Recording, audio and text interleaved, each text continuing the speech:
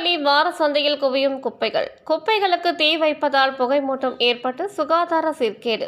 கிருஷ்ணகிரி மாவட்டம் போச்சம்பள்ளி வார சந்தை ஞாயிறு தோறும் கூடும் தமிழகத்தின் இரண்டாவது மிகப்பெரிய வார சந்தையாக விளங்கி வருகிறது. தக்காளி முதல் தங்கம் வரை விற்கப்படும் இந்த வார சந்தை பேருந்து நிலையம் மற்றும் ஆக்கிரமிப்பாளர்களால் சந்தை சுருங்கி காணப்படுகிறது. இந்நிலையில் சந்தை வளாகத்திற்குள் வணிக கடைக்காரர்கள் குப்பைகளை கொட்டிவிட்டு செல்வதால் குப்பை கூடாரமாக காட்சியளிக்கிறது. போச்சம்பள்ளி மற்றும் புளியம்பட்டி ஊராட்சிக்கு உட்பட்ட இந்த வார சந்தையை தூய்மைப்படுத்த வட்டார வளர்ச்சி அலுவலகமோ ஊராட்சி நிர்வாகமோ எவ்வித நடவடிக்கையும் எடுப்பதில்லை.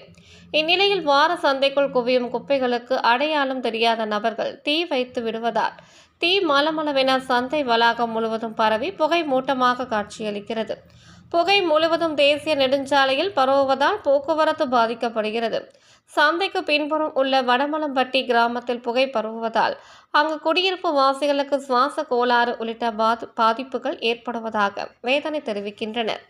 இதுகுறித்து பர்கூர் வட்டார வளர்ச்சி அலுவலர் கலா அவர்களிடம் கேட்டபோது போச்சம்பள்ளி ஊராட்சி செயலாளர் முத்து அவர்களை நேரில் பார்வையிட சொல்லி நடவடிக்கை எடுப்பதாக கூறினார்.